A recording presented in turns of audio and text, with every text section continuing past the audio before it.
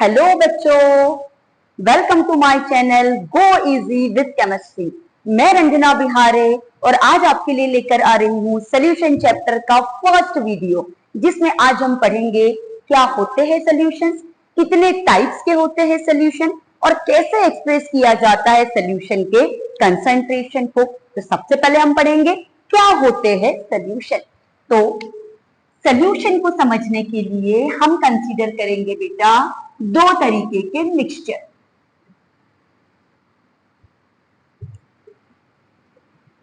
Consider 100 ml of water in a beaker. क्या किया हमने एक बीकर में 100 ml ऑफ H2O को लिया, एक और बीकर में हमने 100 ml ऑफ H2O को लिया, 100 ml ऑफ H2O।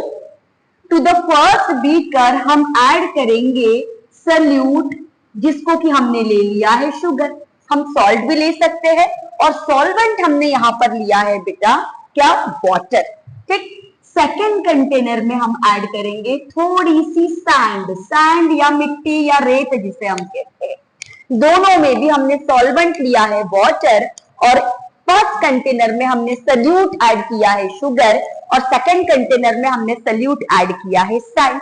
क्या होगा जब दोनों भी सॉल्यूशन को हम कांस्टेंट स्टरिंग करेंगे तो कुछ देर बाद हम ये ऑब्जर्व करेंगे कि जो शुगर के पार्टिकल्स हमने इसमें ऐड किए थे, सारे के सारे शुगर पार्टिकल्स यहां से डिसअपियर हो जाते हैं, गायब हो जाते हैं। जबकि सैंड वाले बीकर में हम ऑब्जर्व करते हैं कि जो सैंड के पार्टिकल्स हैं वो यहाँ नीचे बॉटम में आकर सेटल हो जाते हैं। इनकी हमको एक डिस्टिंक्ट बाउंड्री दिखती है, हमको देखने से समझ में आता है कि हाँ यहाँ से यहाँ तक सैंड है और यहाँ से ऊपर तक पानी है। तो ये जो मिक्सचर हमने यहाँ पर लिया है बेटा, इस मिक्सचर को हम कहते हैं हेटेरोजीनियस मिक्सचर। Heterogeneous mixture. जबकि अगर हम फर्स्ट कंटेनर की बात करें और इस शुगर सॉल्यूशन को अगर हम टेस्ट करें तो इसका एक सिप अगर हम ऊपर से लेंगे स्ट्रॉ डाल करके और दूसरा सिप अगर हम नीचे स्ट्रॉ डाल करके लेते हैं तो इस सॉल्यूशन की स्वीटनेस जो है वो एक सी होती है, यूनिफॉर्म होती है। ऐसा नहीं होगा कि मैंने एक सिप इसका ऊपर से सरफेस से लिया तो ये थोड़ा सा कम मीठा था और दूसरा सिप मैंने बॉटम से लिया तो ये ज्यादा मीठा होगा, ऐसा नहीं होता है। क्योंकि जो शुगर होती है बेटा वो इसमें यूनिफॉर्मली डिसॉल्व हो जाती है, एक से डिसॉल्व हो जाती है। ऐसे मिक्सचर्स को हम कहते हैं बेटा homogeneous mixture. Such mixtures are said to be homogeneous mixtures. अब इन दोनों में से क्या होता है सॉल्यूशन? सॉल्यूशन होता है homogeneous mixture. What is a solution? ये नहीं है हमारा सॉल्यूशन। हमारा सॉल्यूशन कौन सा है बेटा? ये वाला हमारा सॉल्यूशन है। क्या होता है solution? A solution is a homogeneous mixture of two or more then two components. हमने इसमें शुगर डाला, हम इसमें नमक भी ऐड कर सकते हैं या हम इसमें और कोई सॉल्यूट भी ऐड कर सकते हैं। So what are solutions? Solutions are homogeneous mixtures of two or more than two components. A solution consists of two components. कौन से दो component? एक होता है solute और दूसरा होता है solvent. Solute हम किसे कहते हैं? The substance which gets dissolved is called solute and the substance in which solute dissolves is called a solvent. So how many types of solutions are there? Solutions are broadly classified into 3 types. Solution के कितने types होते हैं? तो solution के types हम यहाँ समझेंगे बेटा। Solutions are broadly classified into 3 types. So very first type is solid solutions. क्या होता है? Solid solution. Second type is liquid solution and third type we will study about gaseous solution. So firstly we will study about what are solid solutions. So solid solutions are the solutions in which solvent is itself a solid. ऐसे solutions जिसमें solvent क्या होगा? Solid होगा, ऐसे solution को हम कहेंगे solid solution. For example अगर हम लेते हैं solute plus solvent, solute plus solvent, तो हमारा सल्यूट रहेगा सॉलिड, या हमारा सल्यूट रहेगा लिक्विड, या हमारा सल्यूट रहेगा बेटा गैस। और सॉल्वेंट हर बार क्या रहेगा, अगर हम बना रहे हैं सॉलिड सॉल्यूशन तो सॉल्वेंट हर बार हमारा रहेगा सॉलिड। मीन्स सॉलिड सॉल्यूशन किस कंडीशन में बनाया जाता है, तो सॉलिड को सॉलिड में मिक्स करके। फॉर एग्जांपल अगर हमको इसके एग्जांपल समझने हैं तो एलॉयज का फॉर्मेशन, एलॉयज होते हैं solid solution. Liquid to solid में हम पढ़ेंगे अमेलगम, अमेलगम सोडियम अमेलगम या zinc amalgam liquid to solid का एग्जांपल होता है, क्योंकि जो मरकरी हम इसमें यूज करते हैं वो लिक्विड फॉर्म में होती है, और जो सोडियम या हम जिंक मेटल यूज करते हैं दैट इज सॉलिड। तो यहाँ पर जो मरकरी होगी that will be our solute, और जो हम सोडियम या हम जिंक का अमेलगम बना रहे हैं तो सोडियम या जिंक हमारा होगा बेटा सॉल्वेंट, और इस तरीके से बन जाएगा अमेलगम, जो कि एग्जाम्पल है liquid to solid solid solution का। Now third is gas plus solid solution. तो ऐसा सोल्यूशन जिसमें सॉल्वेंट सॉलिड है और गैस जो है वो सोल्यूट है, तो इसके लिए हम absorption of hydrogen gas on the surface of निकल पढ़ा हुआ है हमने। जब भी हम हाइड्रोजन की एडिशन रिएक्शन पढ़ते हैं बेटा तो हम ट्रांजिशन मेटल को कैटालिस्ट लेते हैं। ये ट्रांजिशन मेटल्स क्या करते हैं, H2 गैस को अपने सरफेस पर एडजॉर्ब कर लेते हैं और बन जाता है बेटा सॉलिड सॉल्यूशन। यहाँ पर सॉलिड निकल है जो कि हमारा सॉल्वेंट रहेगा, और गैस हमारा सल्यूट है जो कि इसके सरफेस पर एडजॉर्ब हो जाएगा। तो ये तीन तरीके से हम बना सकते हैं सॉलिड सॉल्यूशन, बना सकते हैं इन तीन तरीके से सॉलिड सॉल्यूशन को। जब हम सॉल्यूट क्या लेंगे बेटा सॉलिड, और सॉल्वेंट लेंगे सॉलिड, तो बन जाएगा एलॉय। जब हमारा सल्यूट रहेगा लिक्विड और सॉल्वेंट रहेगा सॉलिड तो बन जाएगा एमलगम। एमलगम में सोडियम या जिंक हमारा सॉल्वेंट होगा और मरकरी जो कि लिक्विड फॉर्म में होता है बेटा ये हमारा हो जाएगा solute. Now gas to solid solution, तो gas absorption of hydrogen gas on the surface of nickel या प्लैटिनम या पैलाडिनियम। इस कंडीशन में ट्रांजिशन मेटल्स जो होते हैं बच्चों वो हमारा होगा सॉल्वेंट, और जो गैस एब्जॉर्ब होगी हाइड्रोजन गैस वो हो जाएगा हमारा सल्यूट, और इस तरीके से बन जाएंगे सॉलिड सॉल्यूशन। सेकेंड टाइप के जो सॉल्यूशंस हम पढ़ने वाले हैं वो होते हैं बेटा लिक्विड सॉल्यूशन। कौन से solutions, liquid solution, liquid solution. तो क्या होते हैं liquid solution, when solvent itself as a liquid, जिस समय सॉल्वेंट हम लिक्विड लेंगे उस समय बनेंगे liquid solution.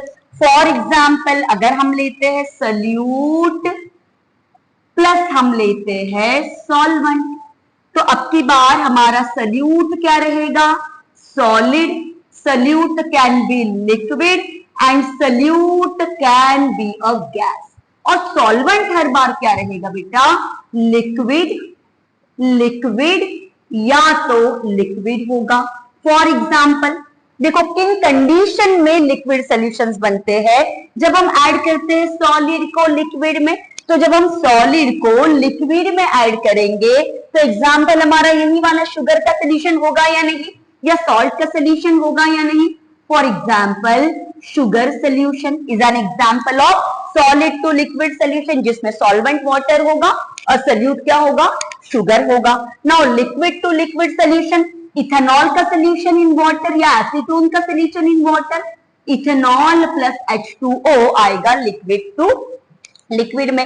Now gas to liquid, तो गैस टू लिक्विड में तो presence of oxygen gas in water भी हम ले सकते हैं, या हम यहाँ पर सोडा वाटर का भी एग्जाम्पल फ्रेम कर सकते हैं। सोडा वाटर में क्या होता है कार्बन डाइऑक्साइड गैस डिसॉल्व होती है वाटर में, ठीक। तो गैस इन लिक्विड का ये एग्जाम्पल हुआ, तो ये तो हो गए हमारे लिक्विड सोल्यूशन। तीसरे टाइप का सोल्यूशन होता है बेटा gaseous solution. Third type of solution is gaseous solution, gaseous solution. तो क्या होते हैं गैसियस सोल्यूशन, जिस समय एज अ सॉल्वेंट हम यूज करेंगे गैस को तो बनाएंगे गैसियस सोल्यूशन। फॉर एग्जाम्पल फिर से हम कंसीडर करेंगे यहां पर सल्यूट प्लस सॉल्वेंट। तो फिर से हमारा सल्यूट क्या हो सकता है, सॉलिड हो सकता है, हमारा सल्यूट क्या हो सकता है, लिक्विड हो सकता है, या हमारा सल्यूट क्या हो सकता है, गैस हो सकती है। और सॉल्वेंट हर बार ही क्या रहेगा, गैस रहेगा। सो फर्स्ट इसमें एग्जांपल सॉलिड टू गैस, मतलब नैप्थलीन बॉल्स को हमने एयर में एक्सपोज कर दिया, ओपन रखा, कुछ देर बाद क्योंकि वो सब्लिमेट है तो नैप्थलीन बॉल्स जो है वो एयर में डिसॉल्व हो जाएगी। या कैंपर, कपूर अगर हमने खुला रख दिया बेटा कैंपर को, तो कुछ समय के बाद, कुछ घंटों के बाद उसका साइज धीरे धीरे धीरे धीरे कम होने लगता है, क्योंकि जो कैंपर होता है वो एयर में डिसॉल्व हो जाता है बीइंग अ सब्लिमेट। तो ये एग्जांपल हुआ या नहीं सॉलिड टू गैस का।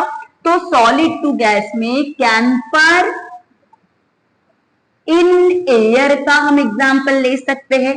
Now liquid to gas means presence of moisture in air, presence of moisture in air हम ले सकते हैं। और last example gas to gas का हम N2 गैस को O2 गैस में मिक्स करके इनका मिक्सचर भी ले सकते हैं। तो ये तो थे अलग अलग टाइप के हमारे सॉल्यूशंस। बच्चों उम्मीद है कि आपको ये पूरा टाइप ऑफ सॉल्यूशन समझ में आ गया होगा। अब बारी है फटाफट से स्क्रीनशॉट लेने की, फटाफट से स्क्रीनशॉट लेकर के आप अपने नोट्स बना सकते हैं।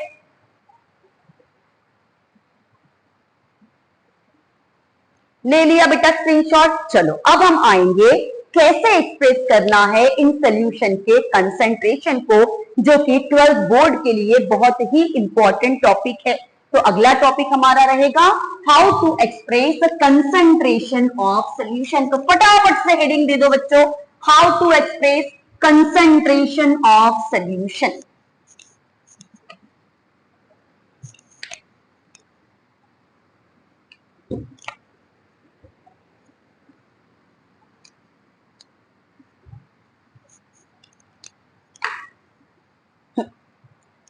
तो सॉल्यूशन के कंसंट्रेशन को एक्सप्रेस करने के बहुत सारे वेज होते हैं। उसमें से पहला वेज, सबसे पहले तो हम बढ़िया तरीके से हेडिंग दे देंगे, concentration of solution, concentration of solution.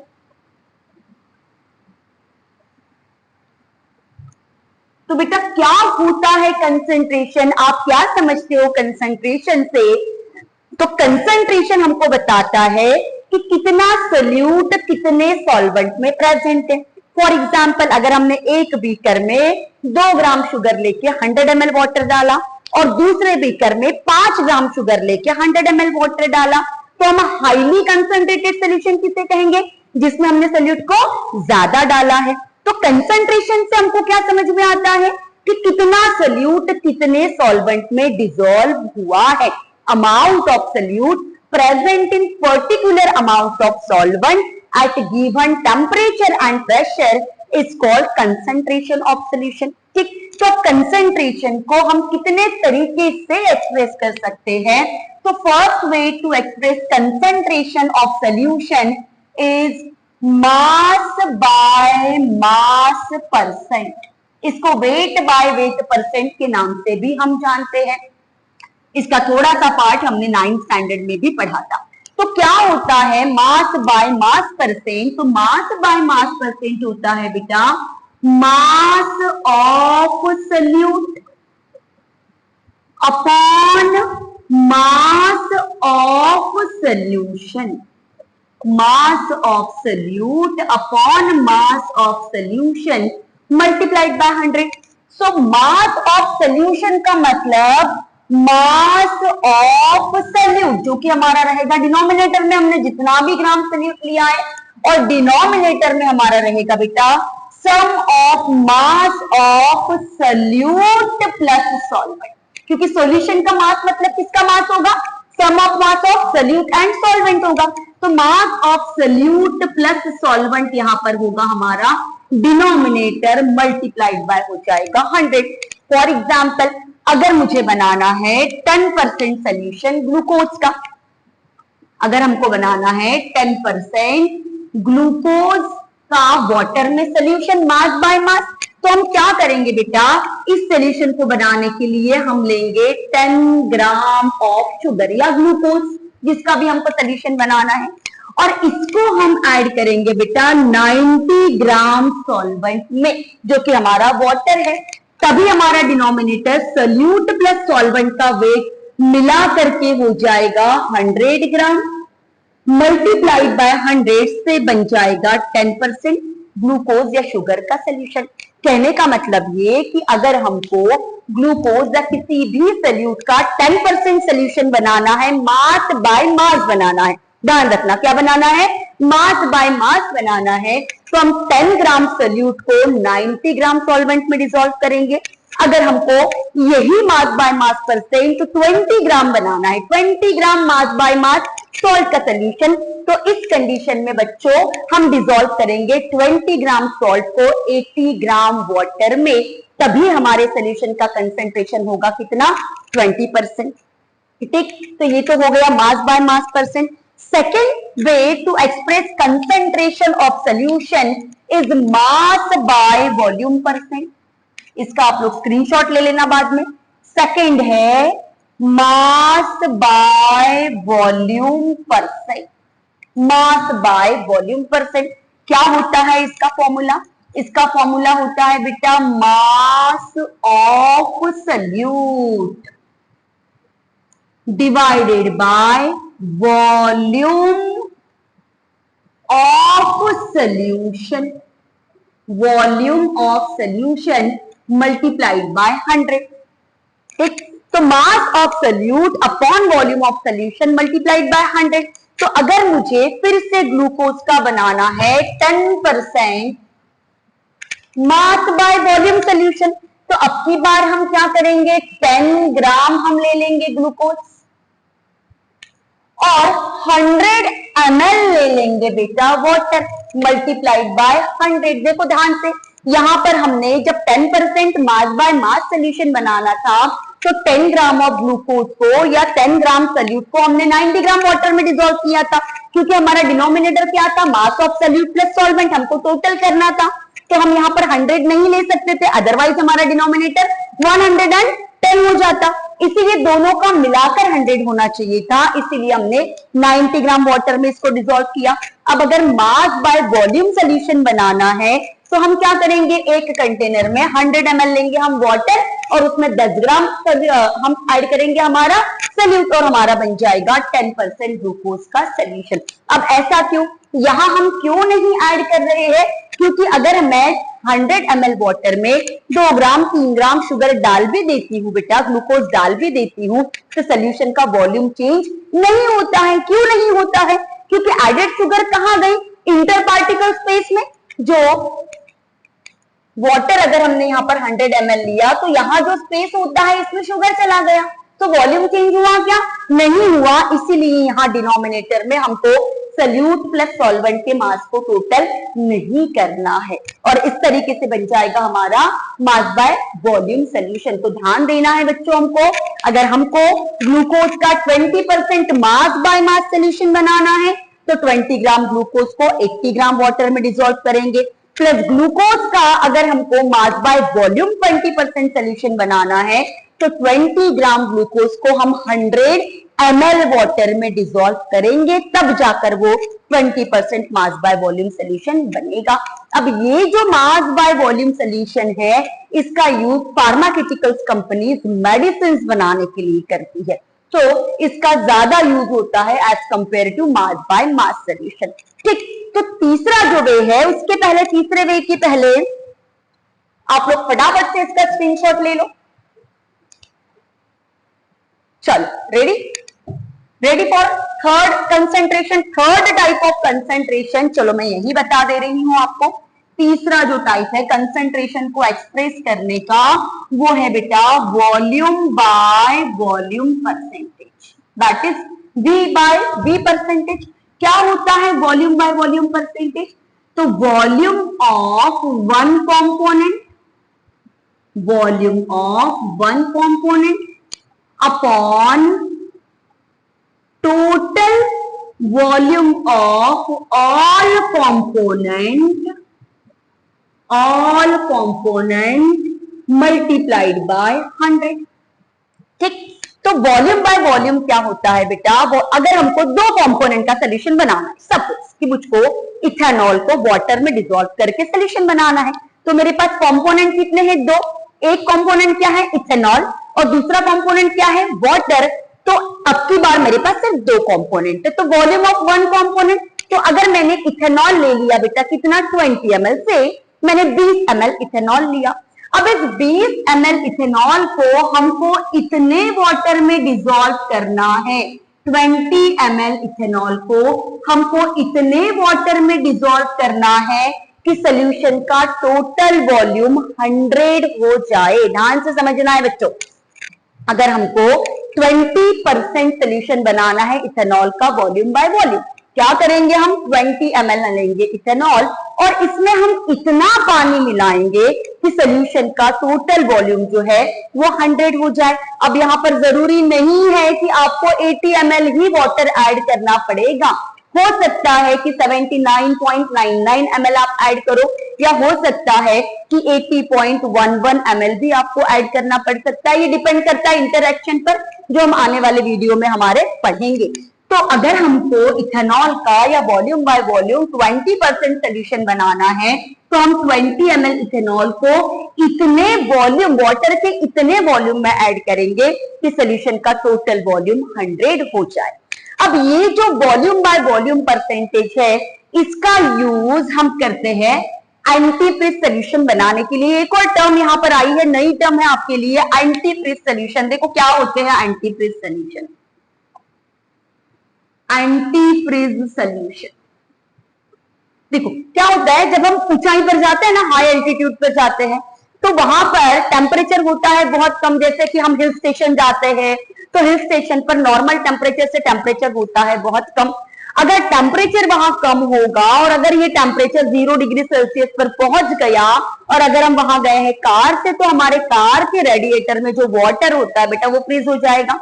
अब कार के रेडिएटर का वाटर अगर फ्रीज हो गया तो कार का फंक्शनिंग भी स्टॉप हो जाएगा। इसीलिए जो लोग हाई एल्टीट्यूड पर रहते हैं, ऊंचाई पर रहते हैं, हिल स्टेशन पर रहते हैं, वो लोग अपने कार रेडिएटर्स में एंटीफ्रीज सोल्यूशन को ऐड करते हैं। तो एंटीफ्रीज सोल्यूशन वैसे तो बहुत सारे होते हैं, यहां पर हम एक स्पेशल एग्जांपल पढ़ने वाले हैं बेटा, 35% volume by volume solution of ethylene glycol. Ethylene glycol क्या होता है, इथिलीन ग्लाइकॉल ये होता है इथिलीन ग्लाइकॉल, CH2OH CH2OH, इसको कहा जाता है इथिलीन ग्लाइकॉल। तो इसका 35% सोल्यूशन जो है, अगर हमने इसको कार रेडिएटर्स में यूज किया, तो जो वाटर 0 डिग्री पर सेल्सियस पर फ्रीज हो जाता था ना, जिसके कारण कार का फंक्शनिंग रुक जाता था, अब ये फ्रीज होता है बेटा -17.6 डिग्री सेल्सियस पर। मतलब आप इतने टेम्परेचर पर भी कार को इजीली ड्राइव कर सकते हैं। तो ऐसे सोल्यूशन, एंटीफ्रीज का मीनिंग देखो क्या है, जो फ्रीज होने से बचा रहा है वो एंटीफ्रीज हुआ कि नहीं हुआ, हुआ ना। तो ये जो सोल्यूशन होता है बेटा, ये वाटर को फ्रीज होने से प्रिवेंट करता है। फ्रीज कब होगा, जब इतना टेम्परेचर होगा। तो इतने टेम्परेचर तक हम वहां पर आराम से हमारा काम कर सकते हैं। तो ये होते हैं एंटीफ्रीज सोल्यूशन, जिनको बनाया जाता है वॉल्यूम बाय वॉल्यूम परसेंट के तरीके से। तो फटाफट से अगर आपको स्क्रीनशॉट लेना है तो आप लोग स्क्रीनशॉट ले लो, और हम आएंगे हमारे अगले मोड पर, जिसमें कि हम पढ़ने वाले हैं fourth way to express concentration of solution is mole fraction. ये भी एक बहुत इंपॉर्टेंट टर्म है, मोल फ्रैक्शन।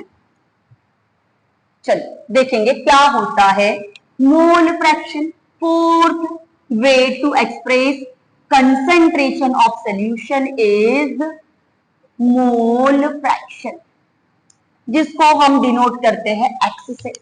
अब जो मोल फ्रैक्शन ये टर्म बनी है बेटा, ये दोनों कंपोनेंट के लिए बनी है, सॉल्यूशन के सॉल्यूट के लिए भी बनी है और सॉल्वेंट के लिए भी बनी है। तो अगर हमारा सॉल्यूशन बाइनरी है, मींस अगर दो कंपोनेंट का सॉल्यूशन है, एक सॉल्यूट और एक ही सॉल्वेंट है, तो let us assume that x1 is mole fraction of solute, हम इसको कंसीडर कर रहे हैं सल्यूट का मोल फ्रैक्शन। तो इसी सल्यूट के n1 हम कंसीडर कर रहे हैं number of moles. Let us assume that x1 is the mole fraction of solute and n1 is the number of mole of solute. Similarly हम कंसीडर करेंगे x1 as mole fraction of solvent and n2 as number of moles of solvent। ये हम consider कर रहे हैं किसके लिए, solvent के लिए, और n1 हमने किसके लिए लिया है, सल्यूट के लिए। तो मोल फ्रैक्शन जो x1 होगा बेटा, x1 will be equals to n1 plus n2 हो जाएगा, और मोल फ्रैक्शन जो सॉल्वेंट का हम ले रहे हैं x2, तो x2 हो जाएगा n2 upon n1 plus n2। ठीक, अगर हमारे सोल्यूशन में सपोज कोई तीसरा कंपोनेंट भी है, मैंने पानी में शक्कर भी डाल दिया, मैंने पानी में नमक भी डाल दिया, तो उस कंडीशन में उस थर्ड कंपोनेंट का मोल फ्रैक्शन हम ले लेंगे x3 और उसके नंबर ऑफ मोल्स क्या हो जाएंगे, n3। तो उस कंडीशन में हम क्या करेंगे, यहां पर थोड़ा सा चेंज करके n3 को भी ऐड करेंगे, और फिर हम x3 भी लिख सकते हैं, x3 equals to n3 upon n1 plus n2 plus n3। समझ गए। पर फिलहाल क्योंकि हमने दो ही कंपोनेंट का सोल्यूशन लिया है, तो हम इसको सिर्फ इतना ही लिखेंगे। अब एक और चीज, टोटल जो मोल, क्योंकि ये एक फ्रैक्शन है, तो टोटल फ्रैक्शन किसी भी चीज का कितना हो सकता है, 1 हो सकता है। तो कितने भी कंपोनेंट सोल्यूशन में हो, सभी के मोल फ्रैक्शन का टोटल हमेशा होता है 1, that is unity, means sum of mole fraction of all components present in the solution. All मतलब अगर x3 भी हम कंसीडर कर रहे हैं तो x1 plus x2 plus x3 equals to 1, या अगर हम बात करते हैं ith कंपोनेंट की, तो x1 plus x2 plus x3 plus up to ith equals to 1 होता है, क्योंकि टोटल फ्रैक्शन ही 1 है ना। तो सभी का टोटल क्या हो जाएगा बेटा, 1 हो जाएगा। तो ये तो हुई बात मोल फ्रैक्शन की। इसके बाद दो इंपॉर्टेंट चीजें हमको और पढ़नी है, एक है मोलारिटी और दूसरा होता है बेटा मोलालिटी। तो क्या होती है मोलारिटी और क्या होती है मोलालिटी। ठीक, तो सबसे पहले हम समझेंगे what is molarity and what is molality.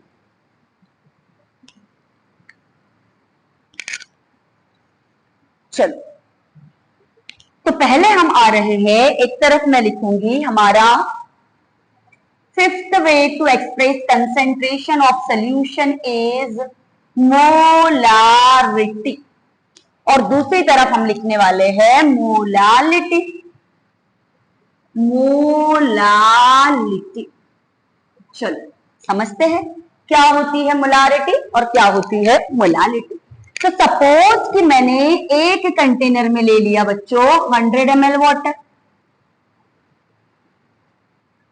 Suppose कि हमने एक बीकर में ले लिया है 1 लीटर वाटर, 100 ml नहीं, चलो हम 1 लीटर वाटर ले लेते हैं, 1 लीटर ऑफ H2O, और मैंने इसमें डाल दिए बेटा कुछ मोल्स नमक के या ग्लूकोज के, से मैंने डाल दिया इसमें 1.5 मोल्स डाल दिए, 1.5 मोल्स हमने ऐड कर दिए ग्लूकोज के। ठीक, और इसको समझने के लिए हम क्या कर रहे हैं कि हमने एक बीकर में ले लिया सपोज 1 किलो पानी, कितना 1 kg ऑफ वाटर। ध्यान देना है बेटा आपको इस चीज पर कि इस बीकर में हमने ले लिया है 1 लीटर वाटर और इसमें 1.5 मोल्स ग्लूकोज के मैंने ऐड कर दिए, और दूसरे कंटेनर में हमने ले लिया 1 किलो पानी और इसमें हमने ऐड कर दिए बेटा 1.5 मोल्स ऑफ H2O। अब जो ये सोल्यूशन बना जहां पर हमने 1 लीटर पानी लिया है, इसका कंसंट्रेशन हम एक्सप्रेस करेंगे इन टर्म्स ऑफ मोलारिटी, और जो दूसरा बीकर हमने लिया है बेटा जिसमें कि हमने 1 किलो पानी लिया है, इसका कंसेंट्रेशन हम एक्सप्रेस करेंगे इन टर्म्स ऑफ मोलालिटी। ठीक, अभी थोड़ी देर बाद मैं बताऊंगी कि कैसे आपको लेना है 1.5 मोल्स। ठीक, तो मोलारिटी क्या होती है, number of moles of salute, number of moles of solute present per liter of solution. What is molarity? Number of moles of solute present per liter of solution. मतलब 1 लीटर पानी में किसी भी सब्सटेंस के कितने नंबर ऑफ मोल्स हैं, तो उसको हम कहेंगे उसकी मोलारिटी. और मोलारिटी क्या होती है बेटा? Number of moles of salute, number of moles of solute present per kg of solvent. ध्यान देना है, present per kg of solvent. number of moles of solute present per kg of solvent. तो इसका concentration हम कहेंगे कि ये molarity के टर्म्स में हमको इसको एक्सप्रेस करना है. ठीक है, अब इससे डिराइव करेंगे हम इसका फॉर्मूला. तो देखो मोलारिटी क्या होता है? Molarity equals to number of moles upon volume of solution. number of moles upon volume of solution. तो अगर हम number of moles के लिए लेते हैं टर्म n और volume of solution के लिए लेते हैं टर्म v, तो molarity equals to n upon v हमको मिला कि नहीं? but n number of moles क्या होता है? number of moles किसी भी चीज का given mass अपॉन उसका मोलर मास, अपॉन मोलर मास. तो अगर हम गिवन मास को ले रहे हैं स्मॉल w और मोलर मास को ले रहे हैं कैपिटल M, तो n को हम रिप्लेस कर सकते हैं w अपॉन m से. कर दो इसको रिप्लेस. क्या मिला? w upon m into v. और क्योंकि हमारी डेफिनेशन में ही पर लीटर है, इसीलिए अगर वॉल्यूम लीटर में नहीं दिया होगा तो उसको कन्वर्ट करने के लिए हम मल्टीप्लाई करेंगे बेटा यहाँ पर किससे? 1000 से, क्योंकि 1 लीटर इक्वल्स टू 1000 ml होता है. तो हमको एक फॉर्मूला मिलता है मोलारिटी के लिए, W into 1000 upon M into V. ध्यान देना है यहाँ पर W क्या है? Weight of salute. क्या है यहाँ पर W? What is W? Wait of salute. चलो फटाफट से कॉपी करना शुरू करो. कैपिटल M क्या होता है? Molar mass of solute, molar mass of solute. And what is V? Volume of solution. What is V? Volume of solution. Now let's come to the second term, molarity again. Now what is molarity? क्या होती है molarity? तो molarity माने क्या होता है? Number of moles upon weight of solvent होता है. मोलारिटी माने क्या होता है? Number of moles upon weight of solvent. तो नंबर ऑफ मोल्स को अगर हम लेते हैं n और वेट ऑफ सॉल्वेंट को हम मैं ही लिख दे रही हूं कैपिटल W. कैपिटल W, तो molarity equals to n upon capital W मिल जाएगा हमको. फिर से हम इसको रिप्लेस करेंगे किससे? Given mass that is weight of solid upon molar mass से. तो n से हमने रिप्लेस कर दिया small w upon molar mass into capital W से. और पर केजी में सॉल्वेंट को कन्वर्ट करने के लिए हम मल्टीप्लाई करेंगे 1000 का, क्योंकि 1 केजी इक्वल्स टू 1000 ग्राम होता है. तो हमको एक नया फॉर्मूला मिलता है मोलारिटी के लिए. क्या फॉर्मूला मिला? W into 1000 upon M into capital W. अब यहाँ पर स्मॉल w क्या होगा? स्मॉल w होगा बच्चों weight of solute. What is M? M is molar mass of solute. Solute का molar mass. And what is capital W? It is weight of solvent. क्या होता है? Weight of solvent. और इस तरीके से हम डिफाइन करते हैं मोलारिटी और मोलालिटी को. तो एक बार फिर से बताओ बेटा, what is molarity? Number of moles of solute present per litre of solution is molarity. And number of moles of solute present per KG of solvent is molality. अब दो चीज और हमको पढ़नी है इससे रिलेटेड, कि जो मोलारिटी और मोलालिटी होती है उसमें से molarity changes with change in temperature, but molality can't change with change in temperature. अब ऐसा क्यों? क्योंकि टेम्परेचर चेंज होने से वॉल्यूम चेंज होता है, या तो एक्सपांशन होगा या कंप्रेशन होगा. क्योंकि टेम्परेचर चेंज करने से वॉल्यूम चेंज होता है बच्चों, इसीलिए मोलारिटी भी चेंज होती है विथ चेंज इन टेम्परेचर. पर डिनोमिनेटर में यहाँ पर क्या है, वेट ऑफ सॉल्वेंट। तो अगर टेम्परेचर बढ़ गया तो क्या वेट चेंज होगा? नहीं। आज टेम्परेचर 50 डिग्री सेल्सियस है, मेरा वजन 100 किलो हो गया। Is it possible? नो। और इसीलिए क्या होता है बेटा कि molality can't changes with change in temperature. Molality can't changes with change in temperature. अब दूसरा, अगर मैं यहां पर एक मोल शुगर लेती हूं, एक मोल मैंने ले लिया सल्यूट यहां पर, और 1 किलो पानी ले लिया बेटा, तो 1 मोल अगर हम ग्लूकोज या शुगर को 1 किलो पानी में डालेंगे तो रिजल्टेंट सोल्यूशन को हम कहेंगे कि ये 1 मोलर सोल्यूशन है। क्या है ये? 1 molar. When 1 mole of solute is present in 1 liter of solution. अगर हम 1 मोल सल्यूट को, अब 1 मोल मैम हम कैसे ऐड करेंगे? तो 1 मोल मतलब उतना ही लेना है जितना कि उसका मोलर मास होता है। तो अगर हमको ग्लूकोज का 1 मोलर सोल्यूशन लेना है तो ग्लूकोज का मोलर मास कितना होता है? 180। तो हम 180 ग्राम ग्लूकोज को ऐड करेंगे 1 किलो पानी में, तो बन जाएगा ग्लूकोज का 1 मोलर सोल्यूशन। पर अगर हमको ग्लूकोज का 1 मोलर सोल्यूशन बनाना है, MOLAR मोलर, तो हम क्या करेंगे बेटा? 1 मोल मतलब 180 ग्राम, 180 ग्राम ग्लूकोज को हम ऐड करेंगे 1 लीटर ऑफ वाटर में, 1 लीटर ऑफ सोल्यूशन में। तो इसकी मोलारिटी हो जाएगी 1 molar. 1 molar solution represented by 1 के बाद स्मॉल m अगर हम लिखते हैं तो 1 मोलर कहलाता है, और 1 के बाद अगर हम कैपिटल M लिखते हैं तो ये होता है बेटा 1 मोलर सोल्यूशन, MOLAR, और यहां पर होगा MOLAL। Clear to everyone? तो ये थे कुछ वेज जिससे हम एक्सप्रेस करते हैं बेटा सोल्यूशन को, कंसेंट्रेशन को। आई होप आपको समझ में आया होगा। मैं अगले वीडियो में इस चैप्टर का अगला टॉपिक आपके सामने लेकर के आऊंगी।